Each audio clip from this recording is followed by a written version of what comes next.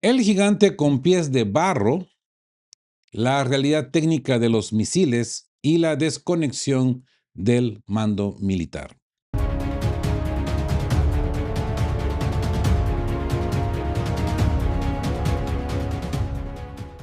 Buen día amigos y bienvenidos a De qué hablan Geo con Rodolfo para hoy domingo 2 de agosto de 2026, un análisis profundo de las declaraciones de Trump sobre el Patriot, las ojivas iraníes maniobrables guiadas por el sistema Beidou y sensores MEMS, la destrucción sistemática de radares THAAD, la falacia geológica de las bombas pesadas y el histórico fracaso de los mandos de escritorio.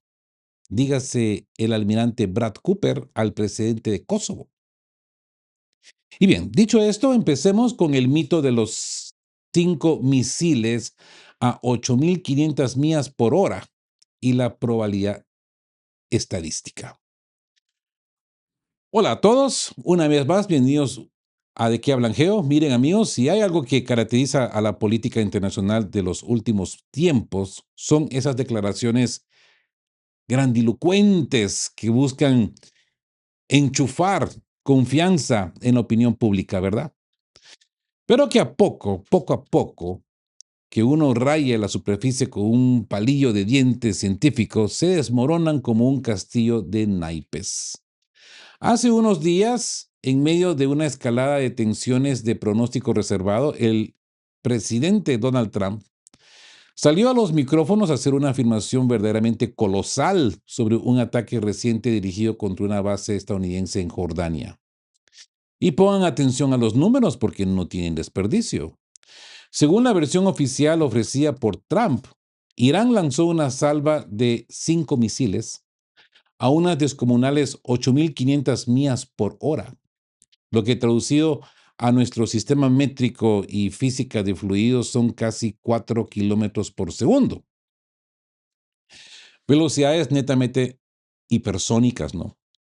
¿Y cuál fue el desenlace según el relato presidencial? Que los sistemas de defensa antiaérea instalados en la base interceptaron y derribaron los 5 proyectiles.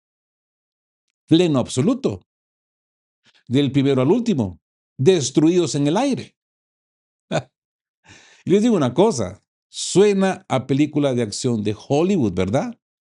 Ese es el tipo de narrativa que tranquiliza a los mercados, que alimenta los titulares de los telediarios y que da una sensación de superioridad tecnológica inquebrantable. No se preocupen. Nuestra tecnología es infalible, ¿verdad? Pero como siempre repetimos aquí en De qué hablan Geo, los discursos políticos y los folletos de propaganda corporativa se escriben en los despachos para querernos convencer de algo. Por eso que siempre tenemos que dudar. Cuando nos insisten en guiar la mirada hacia algo, es donde tenemos que preguntarlos el por qué. ¿Por qué tanta insistencia de mencionar la efectividad de estos gallos? Si son efectivos, pues que se demuestren, ¿no? Si son efectivos, pues por eso ya van ganando la guerra, ¿no? Pero al ver que no se gana la guerra, nos preguntamos, ¿qué tan ciertas son las palabras de Donald Trump? Así pues, la realidad se rige, amigos, por la ley de la física, de la termodinámica y de la probabilidad matemática. Y para someter esta afirmación al implacable detector de mentiras de la ciencia, no recurriremos a opiniones partidistas, recurriremos a uno de los mayores expertos mundiales en física de armas y defensa estratégica. Otra vez, el profesor Theodore Postol, ex asesor científico del Pentágono y catedrático emérito del Instituto Tecnológico de Massachusetts, el MIT. Cuando el profesor Postol le ponen sobre la mesa las declaraciones de Trump sobre esos 5 misiles interceptados a 8.500 millas por hora, su reacción inmediata es de absoluto escepticismo técnico, no metódico, pero técnico. Postol lo dice sin rodeos. Ni el presidente de los Estados Unidos, ni los altos mandos del Pentágono, ni siquiera los ingenieros de las empresas contratistas que fabrican los interceptores tienen datos empíricos que avalen semejante afirmación. ¿Por qué? Porque si cruzamos los datos reales de eficacia operativa de los interceptores Patriot PAC-3 demostrados en combate, como lo analizamos en el video anterior, ¿no? Sí, que hemos analizado en entregas anteriores, se sitúan de manera realista entre el 1 y el 2% de éxito contra misiles balísticos modernos. La probabilidad estadística de que un sistema defensivo logre interceptar de forma consecutiva 5 objetivos complejos es sencillamente de 1 en 10.000 millones. Piensen en el número, una probabilidad de 1 en 10.000 millones. Es un evento estadísticamente imposible de tomar al pie de la letra. Los políticos compran relatos heroicos para calmar a la galería, ¿no? Pero la cruda realidad operativa es que las matemáticas no perdonan, amigos. Y con esto pasemos a la evolución del terror. Misiles que maniobran y sensores comerciales de $20. Suena patético, ¿no? Pero entremos de lleno a esto. Lo verdaderamente alarmante de los informes de inteligencia recientes no es solo que cuentan los políticos en Washington, sino lo que los mandos en el terreno empezaron a descubrir con cara de incredulidad. Resulta que los misiles balísticos iraníes ya no se comportan como los viejos cohetes de la Guerra Fría, los Scud de Saddam Hussein, ¿verdad? Ya no caen siguiendo una trayectoria parabólica predecible como una piedra lanzada por ondas, ¿m? Que caían, subían y caían por inercia, ¿no? Los misiles están maniobrando activamente en pleno vuelo durante su fase de reingreso atmosférico. Y claro, cuando los oficiales destinados en la base de Jordania salieron a los medios a confesar que este comportamiento los había, pues, cogido completamente por sorpresa, el profesor Postol no cabía en su asombro. Su reacción pública fue lapidaria. ¿Cómo se acaban de enterar ahora? Si llevo meses explicando exactamente eso. Este es el síntoma de una desconexión profunda, amigos. Los últimos en enterarse de lo que ya circula en fuentes abiertas y análisis técnicos independientes son curiosamente los mandos que supuestamente tienen acceso a toda la información clasificada del mundo. ¿Cómo logra un misil balístico regional hacer algo que tradicionalmente se considera exclusivo de la tecnología aeroespacial más cara del planeta? La respuesta es una lección magistral de cómo la innovación barata, descentralizada y comercial destruye los monopolios militares hipercostosos. Inmunidad total al bloqueo electrónico. Los inhibidores, el jamming que le dicen, ¿no? Durante décadas, los misiles guiados dependían exclusivamente de un sistema GPS estadounidense. Un buen inhibidor electrónico podía cegar la señal y desviar al proyectil. Hoy, estos misiles utilizan el sistema de navegación por satélite chino Beidou, BDS, una constelación de posicionamiento global inmune a las interferencias occidentales que guía al misil con una precisión milimétrica a través del espacio. ¿Mm? Ya. Allá ustedes si quieren dictaminar esto como ayuda de los chinos, pero des en cuenta que no es realmente una ayuda de los chinos. No es que hayan reinventado la rueda los iraníes. Simplemente usaron lo que tienen en el mercado disponible, a bajo costo.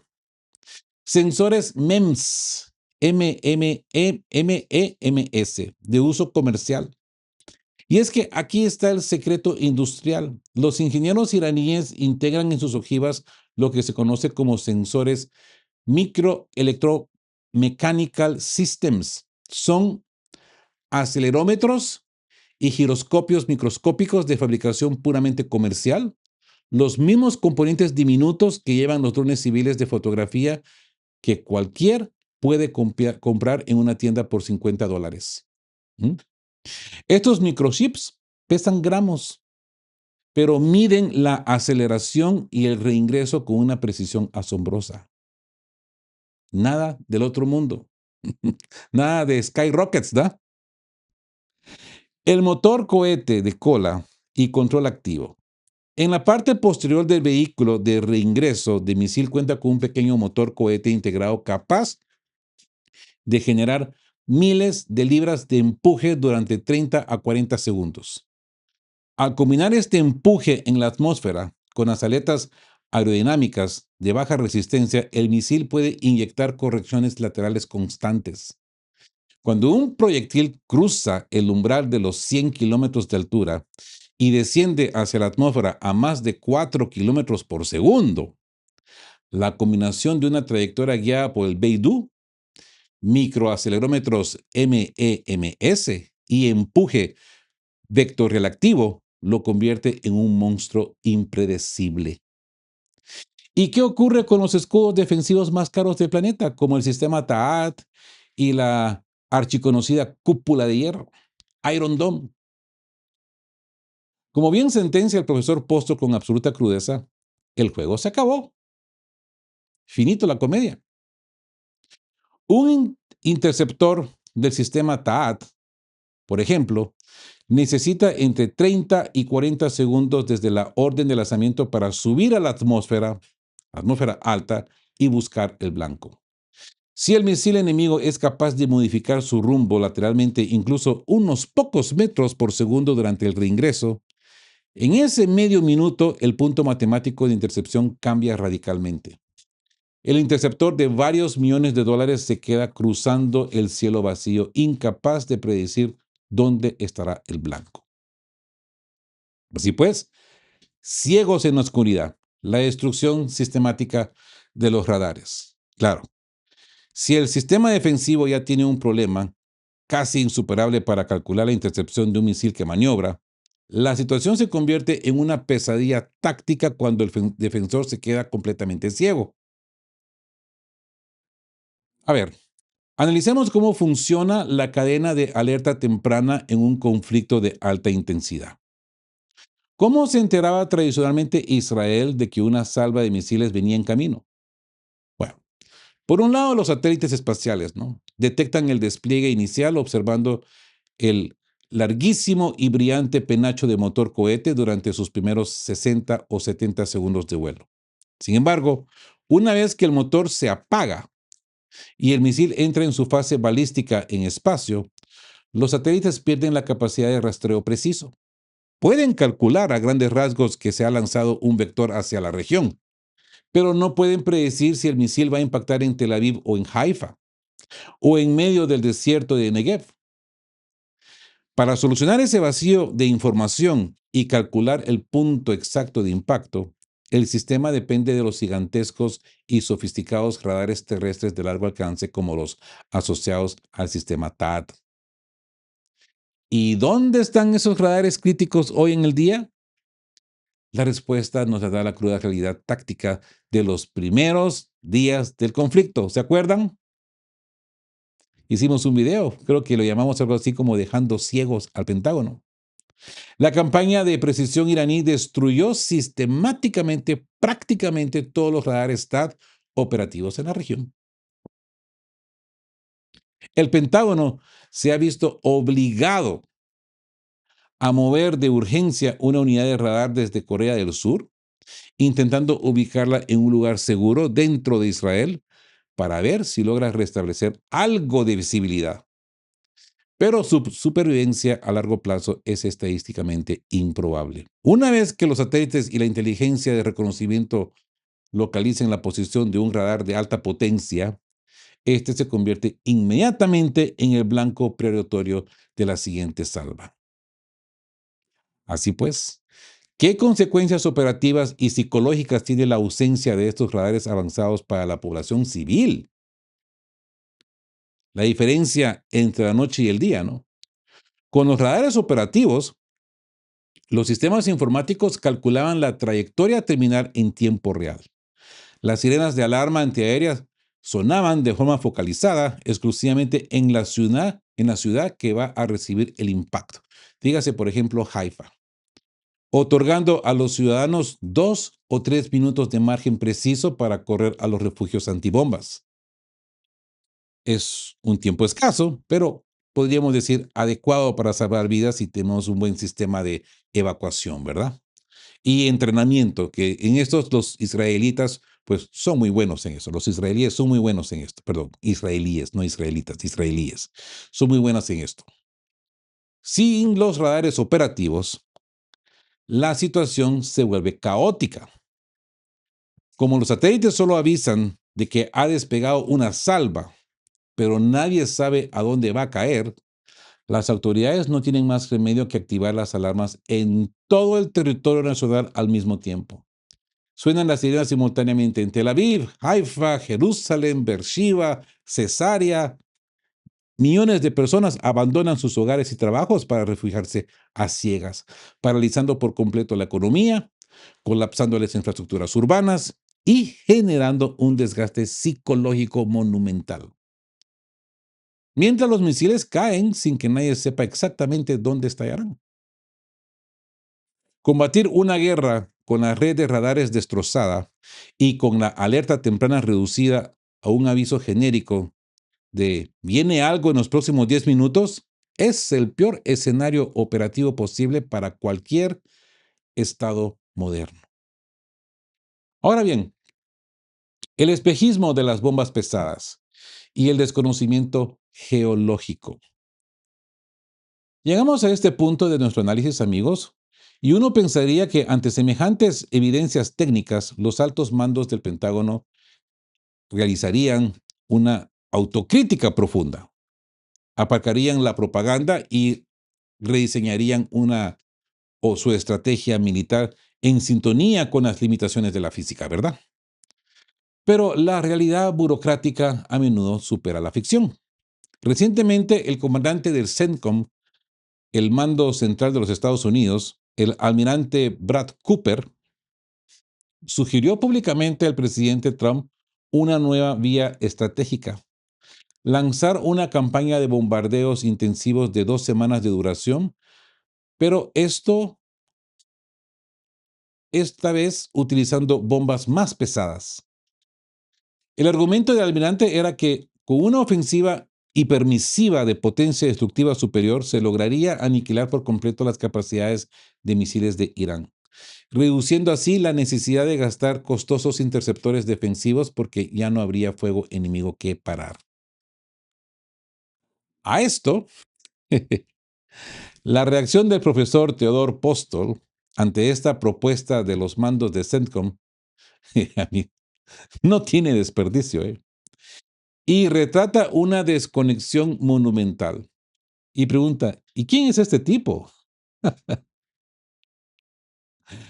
No tengo el gusto, pero francamente no sabe de lo que está hablando, dice. Y la razón por la cual Postol tacha la propuesta de ridícula no es una cuestión de opiniones, sino de geología pura, dura, inalterable.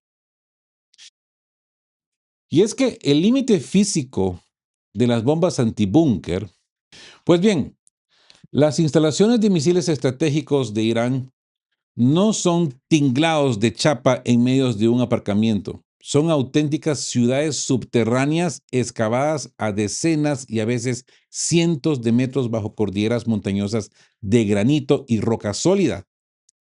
Las bombas de penetración profunda, lo que le llaman bunker busters, más pesadas del arsenal convencional estadounidense, sencillamente no tienen la energía cinética ni la masa estructural para perforar semejantes grosores de roca y hormigón armado. Chocan contra un muro geológico insuperable. El laberinto indescifrable de los túneles. Supongamos por un momento absurdo que el Pentágono desarrolla una superbomba capaz de perforar 80 metros de montaña. Se enfrentarían inmediatamente al problema topográfico definitivo. Conocer la entrada de un túnel en el desierto no te da ninguna pista sobre su interior. Las redes de túneles militares serpentean, descienden en pendiente, dan giros en ángulo recto y se ramifican en decenas de galerías secundarias, interconectadas. Sin un plano milimétrico de ingeniería interior de cada metro de la red, algo imposible de obtener desde el espacio exterior, lanzar bombas a ciegas en la entrada equivale a disparar contra una madriguera infinita. Es la falacia de la repetición matemática, amigos. El argumento del profesor Postol es inapelable en términos de lógica estratégica.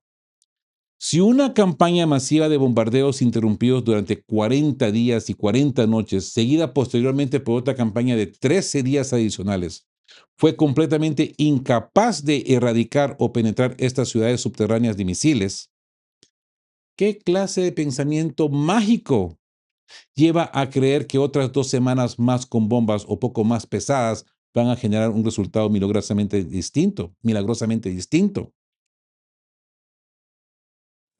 Pretender solucionar un fracaso estratégico, estructural, repitiendo la misma fórmula con más decibelios, es la definición misma del autoengaño burocrático.